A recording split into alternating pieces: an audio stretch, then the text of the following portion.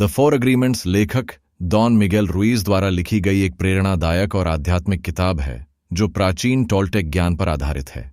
यह किताब हमें बताती है कि कैसे हम समाज और बचपन में मिले झूठे विश्वासों और मानसिक जंजीरों को तोड़कर सच्ची आजादी, शांति और आत्म प्रेम की ओर बढ़ सकते हैं। किताब में लेखक 4 सरल लेकिन बेहद प्रभावशाली अग्रीमेंट्स यानी समझौते बताते हैं जिन्हें अपनाकर हम अपने जीवन में गहरा परिवर्तन ला सकते हैं। 1. अपने शब्दों का सदुपयोग करो। 2. किसी भी बात को अपने ऊपर मत लो। 3. कल्पना असम्पशन मत करो। 4. हमेशा अपना सर्वश्रेष्ठ दो। इन 4 सिद्धांतों को अपनाकर हम मानसिक दर्द, डर और झूठी धारणाओं से मुक्त होकर एक खुशहाल और सचेत जीवन जी सकते हैं। यह किताब सिर्फ सोच बदलती नहीं बल्कि जीवन जीने का नजरिया बदल देती है। चैप्टर 1 संस्कार और दुनिया का सपना। इस अध्याय में लेखक बताते हैं कि हम सब एक ऐसे समाज में पैदा होते हैं जहां पहले से ही बहुत सारे नियम, मान्यताएं और परंपराएं मौजूद होती हैं। बचपन से ही हमें सिखाया जाता है कि क्या सही है, क्या गलत है, कैसे बोलना है, कैसे व्यवहार करना है, किन बातों को मानना है और किन्हें नहीं। इसे ही लेखक डोमेस्टिकेशन यानी संस्कार देना कहते हैं। हमारे माता पिता, शिक्षक, धर्म, स्कूल और समाज सभी मिलकर हमारे अंदर एक सपना भरते हैं। यह सपना हमें यह नहीं सिखाता कि हम कौन हैं, बल्कि यह सिखाता है कि हमें क्या बनना चाहिए। इसी के कारण हम धीरे धीरे अपनी असली पहचान को भूल जाते हैं। लेखक कहते हैं कि जब हम छोटे होते हैं तब हम बहुत मासूम होते हैं। हम हर बात को बिना सवाल किए मान लेते हैं। जो कुछ भी हमें बार बार बताया जाता है, जैसे तुम अच्छे नहीं हो, तुमसे ये नहीं होगा, ईश्वर तुमसे नाराज हो जाएगा वगैरह, वो सब हमारे अंदर गहरे बैठ जाता है। धीरे धीरे हम अपने अंदर एक न्यायाधीश, जज और एक शिकार, विक्टिम को जन्म दे देते हैं। न्यायाधीश हमें हर गलती के लिए दोषी ठहराता है। शिकार खुद को बेबस और दुखी महसूस करता है। हम खुद को बार बार सजा देते हैं, बार बार अपनी गलतियों को दोहराते हैं और यही प्रक्रिया हमारे अंदर अपराधबोध और डर को मजबूत करती है। लेखक इसे निजी नरक, पर्सनल हेल कहते हैं। लेखक ये भी बताते हैं कि ये दुनिया का सपना हम सब के लिए एक जैसा नहीं होता, लेकिन इसका ढांचा लगभग एक जैसा होता है। हम सब किसी न किसी रूप में दूसरों की उम्मीदों पर जीने लगते हैं। हमारी असली आज़ादी छिन जाती है क्योंकि हम उस सिस्टम को तोड़ नहीं पाते जिससे हम बंधे हुए हैं। लेकिन इस अध्याय में एक उम्मीद भी है। लेखक कहते हैं कि अगर ये सपना हमें सिखाया गया है तो हम एक नया सपना भी सीख सकते हैं। एक ऐसा सपना जो हमारी सच्चाई और आज़ादी पर आधारित हो। और इसी के लिए हमें अपने पुराने विश्वासों और अग्रीमेंट्स को पहचानना और तोड़ना होगा। यह अध्याय हमें यह समझाने की कोशिश करता है कि हम कैसे बचपन से सीखे हुए झूठे यकीनों की वजह से एक झूठी जिंदगी जीते हैं और कैसे उन जंजीरों को तोड़कर हम असली शांति और खुशी की ओर बढ़ सकते हैं। चैप्टर 2 पहला समझौता। अपने शब्दों का सदुपयोग करो। इस अध्याय में लेखक बताते हैं कि हमारा पहला और सबसे जरूरी अग्रीमेंट, समझौता, यह होना चाहिए कि हम अपने शब्दों का सही इस्तेमाल करें। अंग्रेजी में इसे कहते हैं be impeccable with your word, यानी जो भी कहो ईमानदारी और शुद्धता से कहो। शब्दों में बहुत शक्ति होती है। हम अपने शब्दों से प्यार भी फैला सकते हैं और नफरत भी। हम किसी को हौसला भी दे सकते हैं और किसी को तोड़ भी सकते हैं। लेखक शब्दों की तुलना जादू से करते हैं। अच्छे शब्द सफेद जादू की तरह होते हैं और बुरे शब्द काले जादू की तरह। जब हम दूसरों से गुस्से में बिना सोच समझ के कुछ कह देते हैं, जैसे तुम बेवकूफ हो या तुमसे कुछ नहीं होगा, तो वो शब्द सामने वाले के दिमाग में बैठ जाते हैं और उसका आत्मविश्वास तोड़ सकते हैं। ठीक वैसे ही जैसे बचपन में अगर किसी बच्चे से कहा जाए कि तू तो गाने में बुरा है, तो वह बच्चा शायद कभी गाने की कोशिश ही न करे, चाहे उसमें असली टैलेंट क्यों ना हो। लेकिन यह सिर्फ दूसरों के लिए नहीं बल्कि खुद के लिए भी लागू होता है। जब हम खुद से कहते हैं मैं बहुत आलसी हूं, मैं कुछ नहीं कर सकता, मेरी किस्मत ही खराब है, तो हम अपने ही खिलाफ जहर उगलते हैं। लेखक इसे आत्म आक्रामकता, सेल्फ अब्यूज कहते हैं। इम्पेकेबल शब्द का अर्थ है बिना दोष के, बिना पाप के। इसलिए लेखक कहते हैं कि जब हम अपने शब्दों का इस्तेमाल सच्चाई, प्रेम और सकारात्मकता के लिए करते हैं तब हम दोषहीन होते हैं। इसका मतलब यह नहीं कि हमेशा मीठा बोलो या झूठ बोलो, बल्कि सच्चाई को प्यार से बोलना और बिना नकारात्मक इरादे के बोलना। इस अध्याय में यह भी बताया गया है कि शब्दों के माध्यम से ही हम अपनी रियलिटी, वास्तविकता बनाते हैं। जैसे कोई बार बार बोले, मैं सफल हूं, तो दिमाग और शरीर धीरे धीरे उसी दिशा में काम करने लगते हैं। वहीं अगर कोई खुद को हर समय कोसता रहे, तो वह इंसान अपनी ही बनाई हुई जेल में जीने लगता है। मुख्य संदेश: सोच समझकर बोलो, झूठ, गॉसिप और बुराई से बचो। खुद को भी प्यार से संबोधित करो, शब्दों से दुनिया को बेहतर बनाओ। चैप्टर 3, दूसरा समझौता। किसी भी बात को अपने ऊपर न लो। इस अध्याय में लेखक कहते हैं कि हमारे दुखों का एक बहुत बड़ा कारण यह होता है कि हम लोग दूसरों की कही हर बात को अपने ऊपर ले लेते हैं। जब कोई हमें बुरा कहता है, हमारी आलोचना करता है या हमें अनदेखा करता है, तो हम उसे सीधे अपने आत्मसम्मान से जोड़ लेते हैं और दुखी हो जाते हैं। लेखक बताते हैं कि सच्चाई यह है, दूसरों की कही बातें उनके खुद के नजरिए, सोच और अनुभवों पर आधारित होती हैं, न कि हमारी असली पहचान पर। जब कोई कुछ कहता है, तो वह अपनी दुनिया का प्रतिबिंब हमारे ऊपर डालता है। इसका मतलब है कि अगर कोई गुस्से में आपको निकम्मा कह दे, तो जरूरी नहीं कि आप सच में निकम्मे हों। यह सिर्फ उसके मन की स्थिति और सीमित सोच को दिखाता है। यह समझौता हमें यह सिखाता है कि दूसरे लोग जो सोचते या बोलते हैं, वह उनके अपने सपने, ड्रीम ऑफ द वर्ल्ड का हिस्सा है, न कि हमारा। इसलिए अगर कोई आपकी तारीफ करता है या अपमान करता है, दोनों ही स्थिति में शांत रहना सीखो। तारीफ अच्छी लगती है, लेकिन अगर हम उस पर भी बहुत ज्यादा निर्भर हो जाएं, तो आलोचना सहन नहीं कर पाते। इस अध्याय में लेखक यह भी कहते हैं कि जब हम किसी बात को अपने ऊपर लेने लगते हैं, तो हम अपने ही खिलाफ जहर तैयार कर रहे होते हैं। जैसे ही कोई कहता है, तुम कुछ नहीं कर सकते, और हम उसे मान लेते हैं, तो हम उस जहर को निगल लेते हैं और खुद को दुख देने लगते हैं। लेकिन अगर हम यह समझ लें कि जो कुछ भी हो रहा है वह मेरे कारण नहीं है, तो हम खुद को बहुत से मानसिक बोझ और दर्द से बचा सकते हैं। एक और दिलचस्प बात यह है कि जब हम तारीफ को भी ज्यादा दिल से ले लेते हैं, तो हम दूसरों की राय पर निर्भर हो जाते हैं। अगर आज किसी ने हमें बहुत अच्छा इंसान कहा, तो हम खुश हो जाते हैं, लेकिन कल वही इंसान अगर खराब कहे तो टूट जाते हैं। इसीलिए लेखक कहते हैं कि तुम्हें यह जानना जरूरी है कि तुम कौन हो, दूसरों के शब्दों से नहीं, बल्कि अपने आत्मबोध से। जब हम किसी बात को अपने ऊपर नहीं लेते, तो हम अंदर से मजबूत बनते हैं। तब हमें न किसी की इजाजत चाहिए खुश रहने के लिए, और न ही किसी की आलोचना हमें तोड़ पाती है। चैप्टर 4, तीसरा समझौता। कल्पना मत करो। इस अध्याय में लेखक समझाते हैं कि हम जिंदगी में ज्यादातर समस्याओं और गलतफहमियों का शिकार इसलिए होते हैं क्योंकि हम बातें कल्पना, असम्पशन कर लेते हैं, बिना पूरी जानकारी लिए, बिना सामने वाले से कुछ पूछे। जब हमें किसी बात की पूरी सच्चाई नहीं पता होती, तो हम अपने दिमाग में खुद ही एक कहानी बना लेते हैं और मान लेते हैं कि वही सच है। उदाहरण के लिए, अगर कोई हमें नमस्ते नहीं करता, तो हम सोच लेते हैं वो मुझसे नाराज है या वो मुझे इग्नोर कर रहा है, जबकि हो सकता है वो व्यक्ति अपने किसी निजी तनाव में हो। लेखक कहते हैं कि हम कल्पनाएं इसलिए करते हैं क्योंकि हमें डर और अनिश्चितता पसंद नहीं होती। जब हमें कुछ नहीं पता होता, तो हमारा मन खाली जगह को भरने के लिए अंदाजे लगाता है, और फिर हम उन्हीं अंदाजों को सच मान लेते हैं, जिससे रिश्तों में टकराव और मनमुटाव पैदा होता है। यह भी बताया गया है कि हम सिर्फ दूसरों की बातों को ही नहीं, बल्कि खुद के बारे में भी कई झूठी कल्पनाएं बना लेते हैं। जैसे, कोई मुझसे प्यार नहीं करता, मैं असफल हूं, मेरे दोस्त मुझे छोड़ देंगे। और जब हम इन पर विश्वास कर लेते हैं, तो हम उसी तरह व्यवहार भी करने लगते हैं।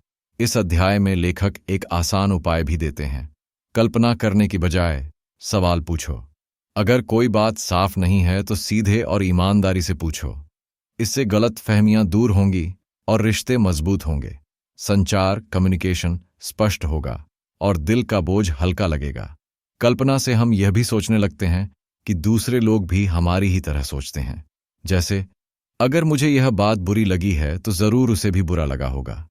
लेकिन हर इंसान की सोच, भावना और नजरिया अलग होता है। अगर हम बिना पूछे मान लेते हैं कि दूसरा समझ जाएगा, तो यह भी भ्रम हो सकता है। लेखक यह भी कहते हैं कि जब दो लोग आपस में ईमानदारी से बात करते हैं, कल्पनाएं नहीं करते, तो रिश्तों में गहराई और विश्वास आता है। झगड़े कम होते हैं और मन शांत रहता है। कल्पनाएं सिर्फ मानसिक कहानियां हैं, लेकिन हम उन्हें सच्चाई मानकर दुखी होते रहते हैं।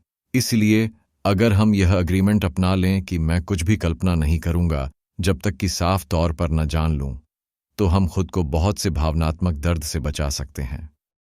चैप्टर 5, चौथा समझौता, हमेशा अपना सर्वश्रेष्ठ दो। इस अध्याय में लेखक समझाते हैं कि जीवन में शांति और संतोष पाने का एक बहुत ही शक्तिशाली तरीका है। हर परिस्थिति में बस अपना सर्वश्रेष्ठ देना। इसका मतलब यह नहीं कि हमें हमेशा परफेक्ट होना है, बल्कि इसका मतलब है कि हम जो कुछ भी करें उसे अपनी पूरी निष्ठा और ईमानदारी से करें, उस पल की अपनी क्षमता के अनुसार। लेखक कहते हैं कि हमारा सर्वश्रेष्ठ हर दिन, हर पल बदल सकता है। जब हम थके हुए होते हैं, बीमार होते हैं या उदास होते हैं, तो हमारा सर्वोत्तम थोड़ा कम हो सकता है। वहीं जब हम खुश, ऊर्जावान और स्वस्थ होते हैं, तो हम ज्यादा अच्छा प्रदर्शन कर सकते हैं। इसीलिए खुद की तुलना कल के मैं से करना गलत होगा। इस समझौते को अपनाने से हम दो बड़ी समस्याओं से बच सकते हैं। एक, पछतावा, रिग्रेट, क्योंकि जब हम जानते हैं कि हमने अपनी पूरी कोशिश की तो पछताने की जरूरत नहीं रहती। दो, आत्म आलोचना, सेल्फ जजमेंट, क्योंकि हम खुद को कोसते नहीं बल्कि स्वीकार करते हैं कि हमने उस समय जो भी किया वह हमारी क्षमता के अनुसार था। लेखक यह भी बताते हैं कि जब हम किसी काम को केवल इनाम के लालच में या दूसरों की तारीफ पाने के लिए करते हैं तो वह काम बोझ बन जाता है। लेकिन जब हम काम को प्रेम, आनंद और निष्ठा से करते हैं, बिना परिणाम की चिंता किए, तो वह हमें आत्मिक संतोष देता है। यही सच्चा कर्मयोग है।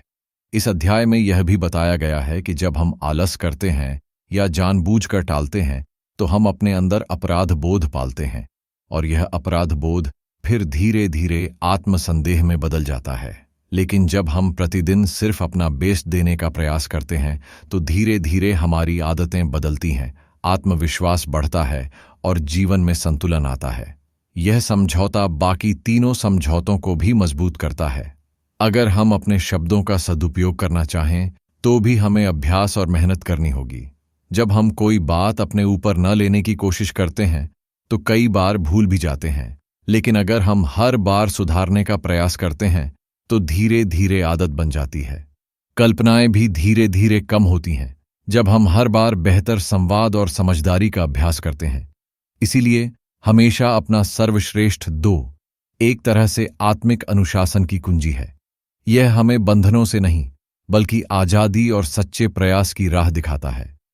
चैप्टर 6, पुराने समझौतों को तोड़कर आजादी का मार्ग। इस अध्याय में लेखक बताते हैं कि हम सभी ने अपने जीवन में अनजाने में ऐसे बहुत से झूठे और नुकसानदायक समझौते, अग्रीमेंट्स बना लिए हैं जो आज हमें दुख, डर और तनाव की जिंदगी जीने पर मजबूर कर रहे हैं।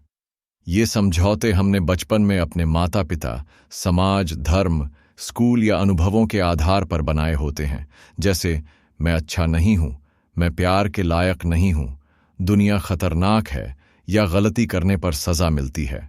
समस्या ये है कि ये पुराने समझौते हमारी सोच, व्यवहार और भावनाओं पर हावी हो जाते हैं।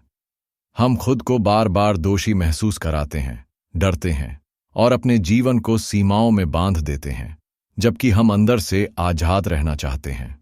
लेखक बताते हैं कि इन पुराने समझौतों को तोड़ना आसान नहीं होता, क्योंकि ये हमारे अवचेतन मन, सबकॉन्शियस माइंड में गहराई से छिपे होते हैं। लेकिन अगर हम सजग होकर इन्हें पहचानें और चुनौती दें तो हम इन्हें बदल सकते हैं।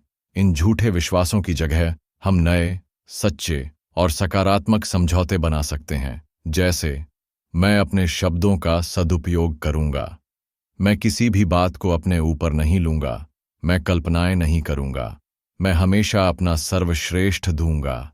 इन 4 नए समझौतों को अपनाना ही हमें भीतर से मुक्त करने की शुरुआत है।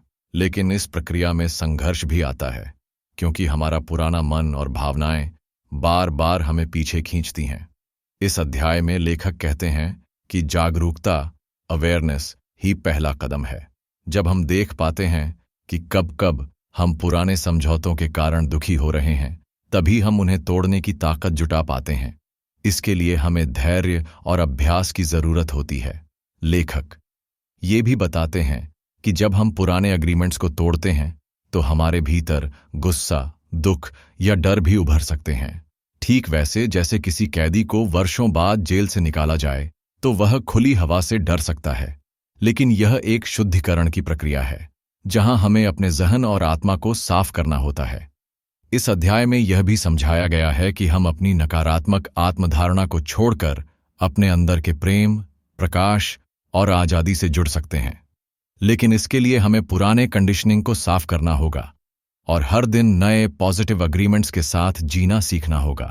चैप्टर 7 मौत का फरिश्ता और जीवन में परिवर्तन। इस अध्याय में लेखक एक बहुत गहरी और रहस्यमयी बात पर प्रकाश डालते हैं। मौत को एक डरावनी चीज मानने के बजाय उसे एक शिक्षक की तरह देखने की बात करते हैं। वे कहते हैं कि अगर हम सच में मुक्त होना चाहते हैं तो हमें मौत की सच्चाई को समझना और स्वीकार करना होगा। लेखक बताते हैं कि जिस तरह जिंदगी में हम बहुत से झूठे विश्वास, दर्द और मानसिक बंधनों को पालते हैं, उसी तरह मौत उन सब का अंत करने वाली शक्ति बन सकती है। मौत हमें सिखाती है कि कुछ भी स्थायी नहीं है, न हमारा दुख, न हमारे डर, न हमारी पहचान। जब हम यह समझ जाते हैं कि हर चीज अस्थायी है तो हम वर्तमान क्षण को पूरी तरह जीना शुरू करते हैं। लेखक मौत के फरिश्ते को एक रूपक, सिंबल के तौर पर इस्तेमाल करते हैं, जो हमें यह याद दिलाता है कि हर पल कीमती है। हम अक्सर अपने जीवन में दुख और नफरत को पकड़े रहते हैं, गलतफहमियों को सालों तक दिल में रखते हैं और कई बातें कहे बिना जीते रहते हैं। लेकिन अगर हमें यह एहसास हो कि कल हमारा या किसी और का जीवन समाप्त हो सकता है, तो हम चीजों को हल्के में लेना छोड़ देंगे। यह अध्याय हमें माफ करना और छोड़ना सिखाता है, न केवल दूसरों को बल्कि खुद को भी। लेखक कहते हैं कि जब हम अपने पुराने दुखों और पछतावों को मौत के हवाले कर देते हैं तो एक नया जन्म होता है, आत्मिक जन्म, जहां हम अपने सच्चे स्वरूप से जुड़ते हैं। मौत का फरिश्ता यह भी सिखाता है कि हर दिन एक छोटा सा जीवन है और हर रात एक छोटी मौत। इसलिए हमें हर दिन ऐसे जीना चाहिए जैसे यही आखिरी हो। इससे हमारे निर्णयों, रिश्तों और सोच में गहराई और सच्चाई आती है। लेखक यह भी बताते हैं कि सच्चा परिवर्तन तभी होता है जब हम पुरानी चीजों को मरने दें, अपने पुराने मैं को, अपने नकली मुखौटों को, अपने डर को। जैसे ही हम ये सब छोड़ते हैं, हमारे भीतर की प्रेम और स्वतंत्रता की रोशनी सामने आती है। इस अध्याय में मौत को डर की चीज नहीं बल्कि एक बुद्धिमान मार्गदर्शक की तरह देखा गया है, जो हमें सिखाता है कि जिंदगी कैसे जिएं और कैसे अपने अंदर सच्चा परिवर्तन लाएं। द 4 एग्रीमेंट्स कोई आम सेल्फ हेल्प किताब नहीं बल्कि एक आत्मिक जागरण का रास्ता है। यह हमें सिखाती है कि बाहरी दुनिया को बदलने से पहले हमें अपने भीतर के विश्वासों और आदतों को बदलना होगा। जब हम इन 4 समझौतों को अपने जीवन में उतारते हैं तो धीरे धीरे हमारे रिश्ते, सोच और आत्मसम्मान में सकारात्मक बदलाव आता है। हम दूसरों को नहीं, खुद को बदलकर दुनिया को देखने का नजरिया बदल सकते हैं। अंत में यही कहा जा सकता है, अपने शब्दों से प्रेम फैलाओ, अपने मन को हल्का करो और हर दिन अपना सर्वश्रेष्ठ दो। यही सच्ची आजादी का रास्ता है।